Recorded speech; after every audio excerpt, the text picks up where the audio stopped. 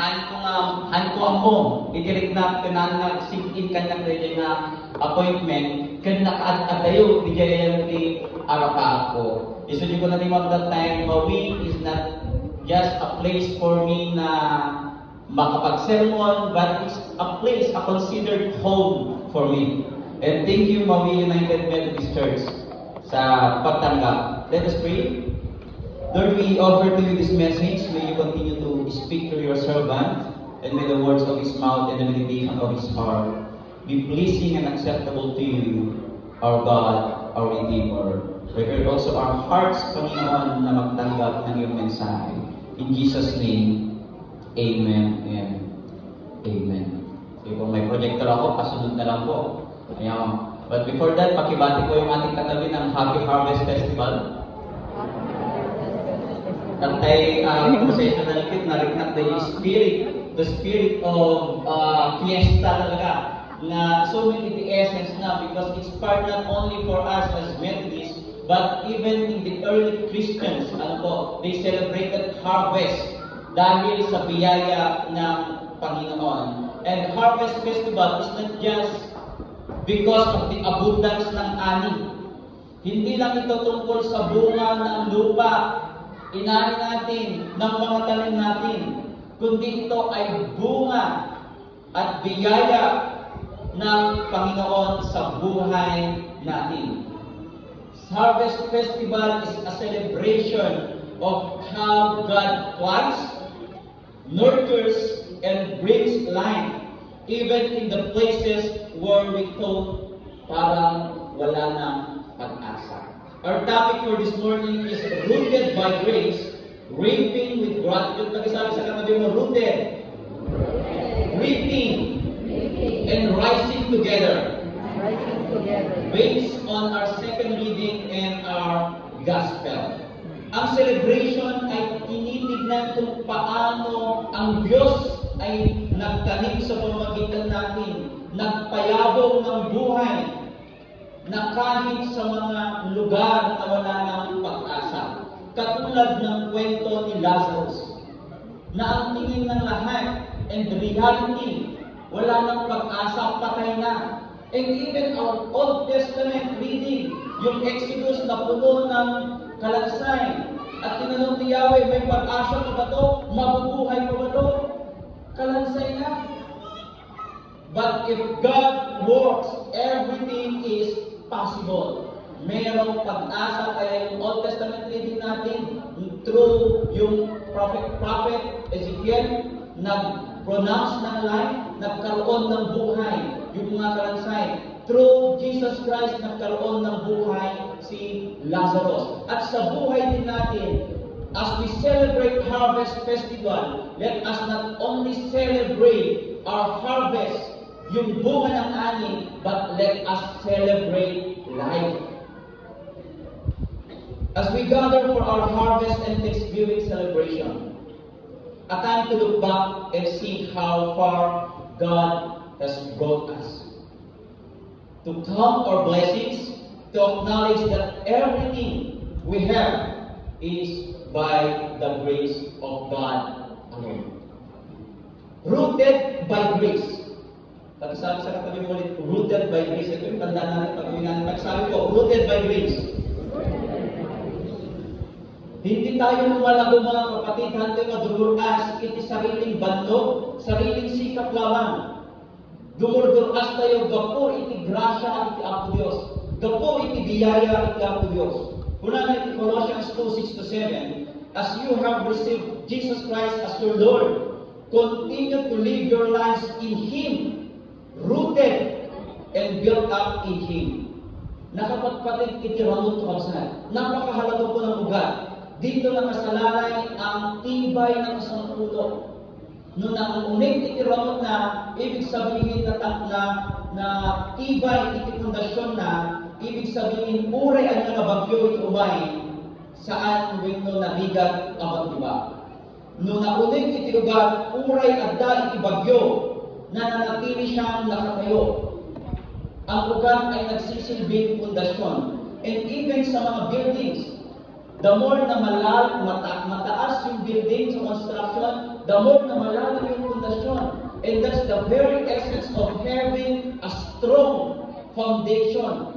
At napakahalaga na sinabi ni Pablo sa mga Colossians, ang pundasyon ay si Jesus.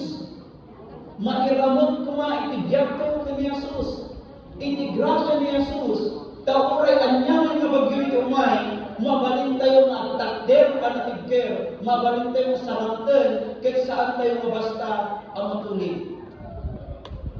Minsan sa buhay natin kasi na kaya tayo mapatunayan dahil itong mga adumabanbanan.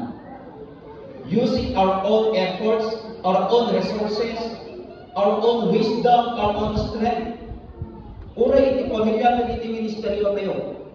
Ay di permi na kaya tayo iti agbanong agstad ng tikas lagi agkaroon iti napintas sa pamasakbayan. Yung gusto natin magkaroon ng magandang kinabukasan. At kung nagkaroon at nakamit natin yung mga pangarap natin, madalas sinasabi natin, dahil yan sa sipag ko, dahil yan sa talino ko, dahil yan sa kung ano yung ginagawa ko, diskarte ko, dahil yan sa taas ng pinag-aralan ko.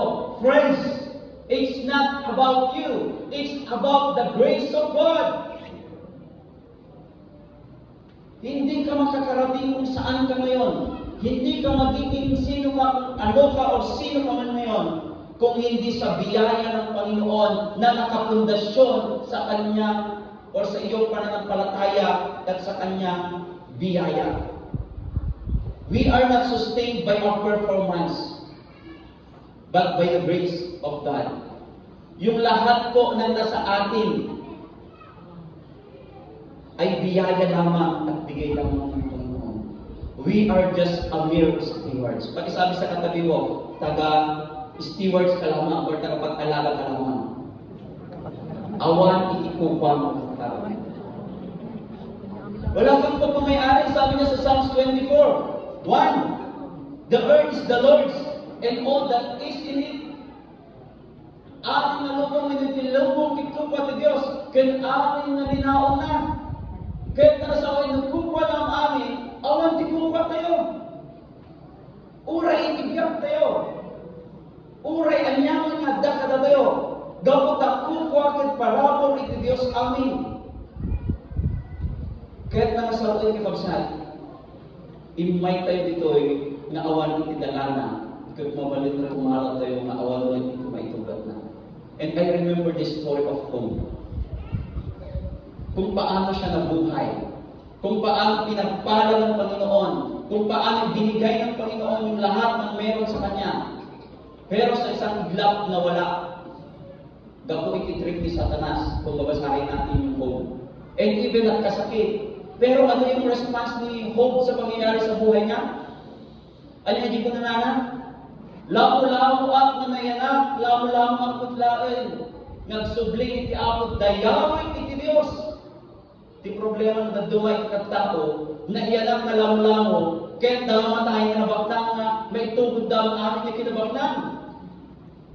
Na iyanak na awanan, kahit damatay na daamin kahit kukwada na handamin na may tugod. Friends, wala tayong pagmamayari, and that's the very principle of having a harvest festival. Nga panagyaman tayo, gapot tayo, bigin tayo, nga awan itikupa tayo. Kat gapot na awan itikupa tayo, kat kupa amin itiyapo Diyos, kaya na nasawal, hantay ko nga ipagalo ito, hantay ko nga limitaran, dahil mabalik tayo nga isubli itiyapo Diyos, kaya itulong ito sa balik. Nagduma, dapat di ba nagkita tayo, dapat iti bambandok tayo, iti amin ng parkabol na dataga tayo. Kasi lamagin tayo kahit iti mangibingay. Kita man nakaagay mo, mangibingay na ramay ko naman. I know, iti mawit ka, very strong, iti taiting na, ya. So, nagkikahan yung tatay, sigla mo. Diba? Pag sa ministry, minsan, ang hirap magbigay. Pag sa mission, ang hirap magbigay. Doon dumagal, ore, dala ka bulsa ng kwarta tayo, memorize tayo kayo, ano, di ba? Ako, medyo nalang mo yun, dito, yung kulay green, ano mapaling. Di ba? Alright, marit na tayo na niya din. Ada tuwan na, ada taluasyon, pagkatapos arak, aja maarikap tayo. Dito, naku, banyak dito hal mabalin. Ang padete panglenten, ay ito kulay red mabalin. Di ba minsan mga ganun kino-condition natin? But if we only have the Spirit that everything that we have is God's, hindi natin iisipin kung magkano ang ating ibibigay sa Kanya. Minsan, bakit para sa atin, willing tayong gumastos, willing tayong mag-invest, but for the mission and ministry, minsan, ang hirap magbigay. Friends, kung marirealize lang natin na nabubuhay tayo purely by grace, kusang nawawala yung pride, kusang nawawala yung yabang, natutunaw yung pagkamakasarili, at natututo tayong mabuhay na hindi na makasarili, kundi umaagos yung biyaya sa atin. Katulad ng harvest ng ani natin, agmula tayo. Pero control tayo kadin, iti panagdakil, iti mula tayo.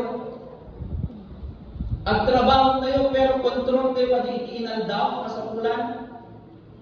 Iti init, control tayo kadin, iti tudo, iti danon, iti provide tayo kadin. Iti lamis na kasapulan, iti dagang mismo. Datayo kadin, iti nangarangin. Ni Apo Diyos. Isulikan ka namin kung may bagbaga di Coastal Town.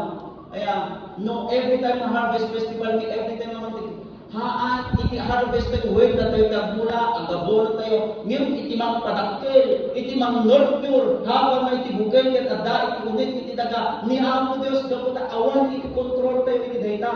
Kit bigbigin tayo, na ag-harvest tayo, iti napintas, at daan tayo iti napintas ng trabaho, at daan tayo iti napintas ng biyag. It's not because of us, but because of God's grace. Iti kwento ni Lazarus, awamin iti inaramid ni Lazarus, and even yung mga family niya, tapno maibalik iti biyag niya. Natayin, hopeless. Sino katakay magkabsat iti at nakarbingan nawin at dati pa nakabalin na namang biyag? Awanin! Ngayon, gapo iti grasya pinayag iti Diyos, nabalinan na nga isubli iti biyag anak ukaw. Dinanangrunan at ginamit resources na yun. No iti biyag may isubli nga, dinanangrunan at ginamit daw kasumpulan tayo. Dinanangrunan iti salunat tayo. Dinanangrunan na iti damin kada tayo. Gapo iti Diyos kit napnuan iti grasya. Kit no takder tayo iti dayta kapanamati iti grasya. Sigurado nga daan tayo iti napintas. A perspektibo iti biyag may panggod iti panagday. Di ba? Kahit ba't may invite, so kakanos kayo magtigil ka sa sulit ko. Diyan ka muna invite yung tatlo pa. Number 2, reaping with gratitude. Pati sabi mo sa katabi mo, reaping with gratitude. Friends, kapag naalala natin kung saan tayo galing, marunong tayo magpasalamat kung saan tayo ngayon. Sabi siya sa Colossians, overflowing with thankfulness. Halain nga, Lord, thank you, Lord. Lup-lup-yas, na panagyaman, umaapaw na pasasalamat. Harvest is about reaping. Pero hindi lang basta pagkuha ng bunga, kundi pagkilala sino ang nagbigay. Ang harvest ay hindi lang pagkilala sa kung ilan o ano ang meron sa atin, mano nga sako iti na-harvest tayo, kasano ka ato iti antas tayo, kasano ka ato iti sweldo tayo, iti kwarta tayo, iti bangko, nudikit kitaan tayo dito'y, kitaan tayo nga agdaan iti panagyaman, manipod iti nangtod iti dito'y. Kung malinaw lang sa puso at isip natin, na lahat ng inaan natin ngayon, ay biyaya ng Panginoon at hindi tungkol sa atin lamang, nagbabago yung pamamaraan natin sa buhay natin.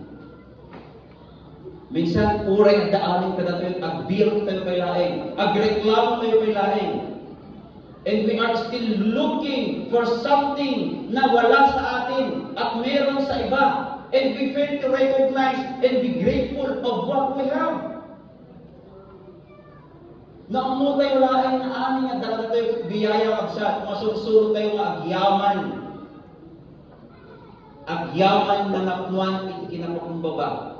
Masursuro tayo ka makontento, kat ma-develop, kat mapukaw dayjay inggit sa iba. Sa buhay ko, nasa moment ako na kasla kami na napupaw iti arapat ko para iti sarili. But agyam-yaman kami iti adda kami. Dako iti panawen ko na hindi nag-apply ng manin iti apply sa istorya sa dito. Ket niya ang Diyos patay sa bahay ng plano na. Ket tatta ko na Lord mo anya iti plano mo. Kino anya iti adda kami, anya iti mo kada kami, ket agyaman kami. Agyaman na taday nabigas nga asawa, nasingkot, manakaawat, supportive, agyaman na, itikas nga sitwasyon may uray, aday problema, aday challenges, Lord, I will still worship you, I will still praise you, Lord. Hanggang din yung panagday, itibigat kit damdamang, mas agreklamo, agbirong iti awan. Friends, as we celebrate the harvest, may we be filled iti panagyaman. Agyaman iti adda na tayo. Saan na tayo nasawin na no? Agyaman tayo iti makontento tayo. Saan tayo nga agarapaan? Saan tayo nga trabaho? Nudikit as Kristiyano, matuto tayo maagbalin ang naragsak iti kaloob iti Diyos kada tayo. Kapag nung mapagpasalamat tayo iti adda na tayo, siguraduhin nga adupay iti parabor iti Diyos kada tayo.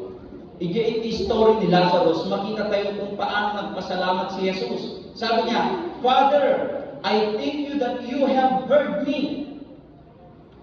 Yung pasasalamat ni Jesus before yung pagbuhay kay Lazarus. Hindi nagpasalamat si Jesus. Sabi niya, salamat dahil pinakinggan mo ko na buhay siya. Hindi.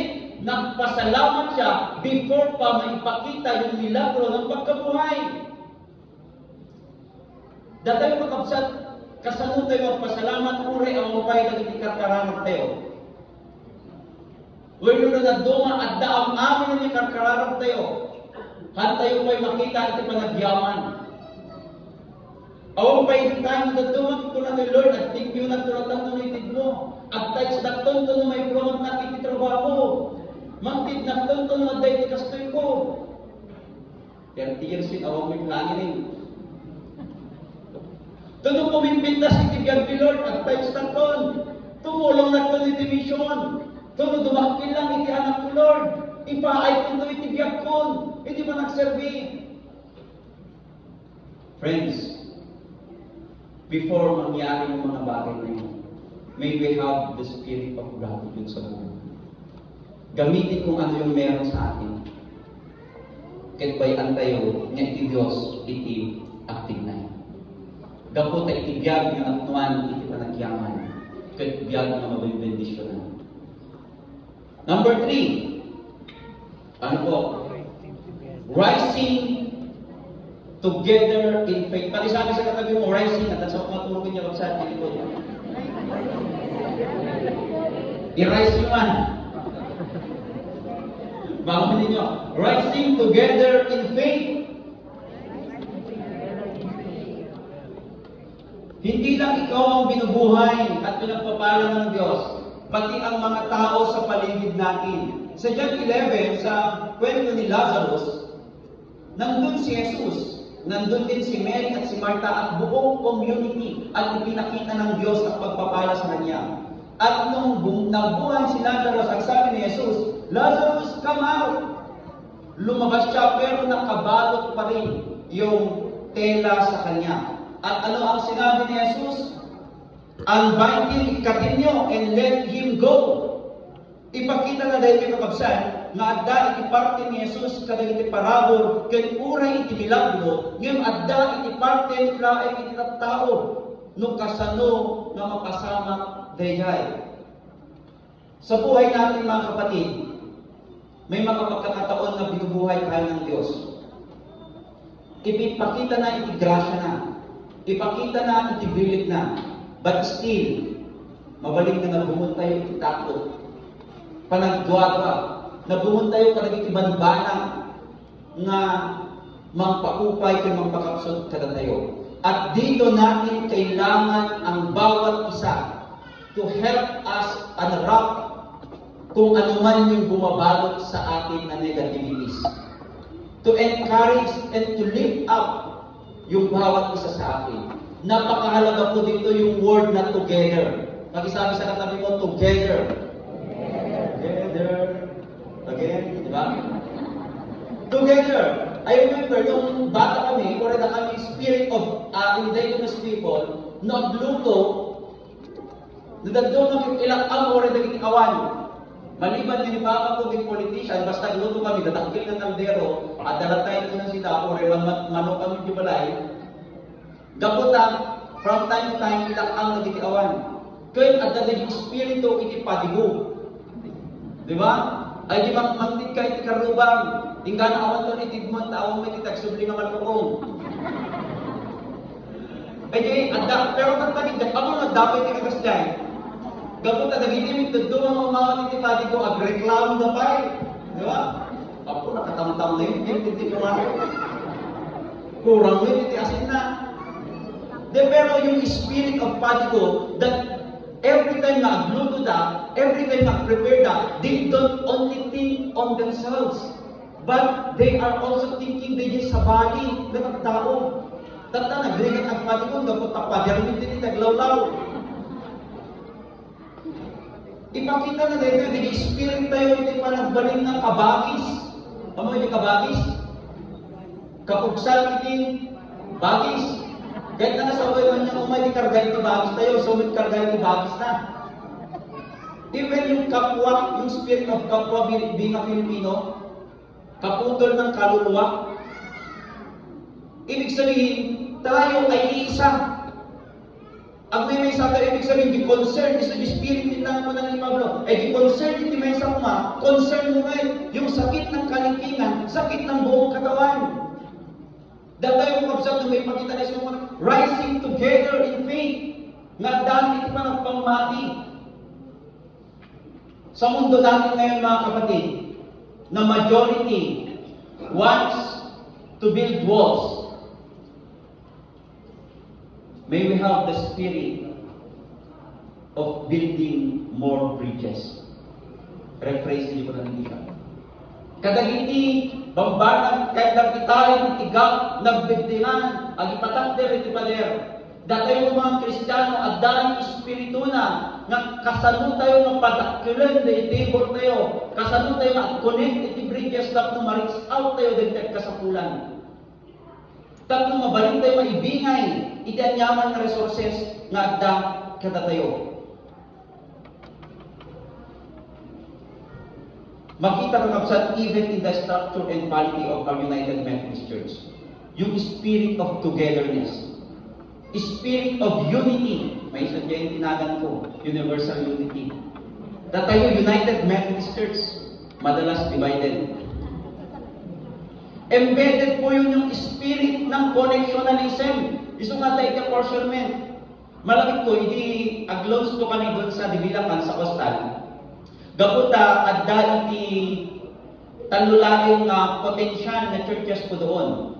Yung bibilakan nyo yung si Mahunakon and Palanan nyo yung si and the rest mission congregations.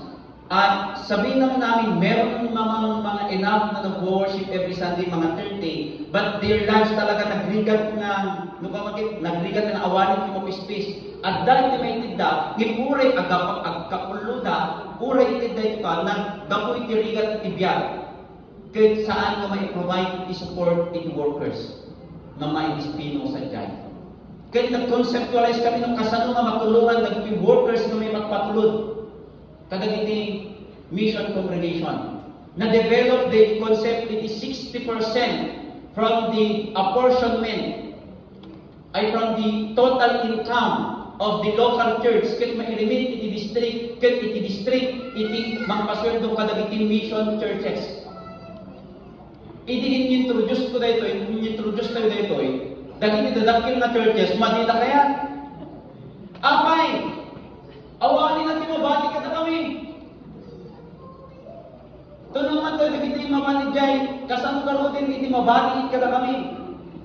Yun ko na kadakwada, please, think not as a local church, think as a district. We are a connectional church. Ito tayo may pakita, dahil kasanong tayo magmasetnan, na uray saan mapatungkol kada tayo, na uray saan tayo mag-benefit, para ini sa bali, mabalin tayo maibingay, tinabaknang madda kada tayo. Yung iba, ayaw. Pero sa pagka-ulit-ulit, talyawin nyo man, itinapalabas nyo kung nagkadawada, yung mga churches. Sa dito kadi, ayan nyo, idiyon mo na. At kadi aminin ka na kayo. Inted kadi aminin ka na kayo. I-recognize yung maamin at da kayo kay inted ni Diyos. Kukway ni Diyos, paramot ni Diyos. Apoy ko naman dito yung kay bingay. Si WPS, 60% eh. And now, from 1,000 na allowance na dito workers na magpapalit ni mission pang gasolina lang, nabibili nila 5,000. Of course, may mga other sources pa. At ang target namin sana kahit 8,000 man lang to give justice sa mga mission areas namin. Na-build the spirit bayanihan. And even the problema na kasunod na dito projects min. Pati church building ay pati building fund centralized. Scholarship fund centralized. Ano yung gusto kong sabihin po dito? Yung spirit of rising together in faith, yung agmay-may sa tayo.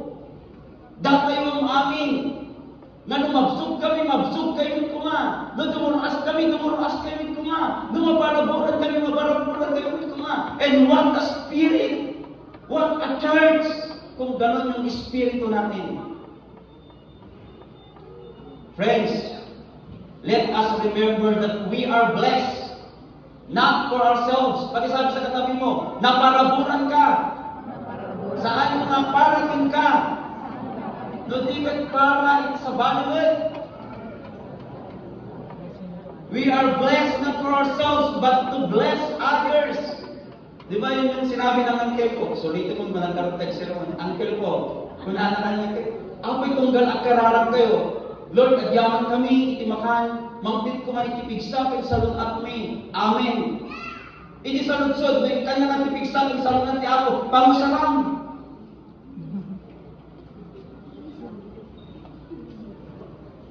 Kung sa tanong mo sa yes? Pamusaram na, no ikararag mo itipigsakin sa lunat, no ikararag mo ti kinabagdan, sigurado na ready ka na mangibingay, dapunta ito iti-apo ka. We receive so that we will give. We are given life, not to merely exist. At dahil igag tayo, saan lang yung takder tayo, but to bring life to those around us. Katulad ni Lazarus. Mangteg iti-inspiration ka iti-biyag, iti sabali. Mga kapatid, ang pananampalataya, kasla ni Marta, di ko na uray na tayo niya ng uray ito na kunakit na labaw ka ni Jesus. Ngayon, babalag ka. No, ibagal na kayo. Magpagungan, ikikarasat ko. Friends, ang pananampalataya ay hindi lang sarili, solo pride. Ito ay pagkilos ng lahat, para sa lahat. As we celebrate our Harvest Festival, friends, mabalik na lingunin natin kung ano yung mga pagpapalang natanggap natin. And then let us start to count our blessings one by one. Let us remember, paano tayo pinagaling ng Diyos? Paano tayo pinagpala ng Diyos? Paano tinugon ng Diyos ang mga pangangailangan natin? Paano tayo nakarating sa kung saan man tayo ngayon dahil sa biyaya ng Diyos? Kaya amo, nagdahil perspective tayo mga kasyay. Kaya bigyan tayo that everything that we have is by the grace of God. magdaan tayo sa valley of perspective. Tandaan natin ang tatlong bagay, mga kapatid. First, rooted by grace.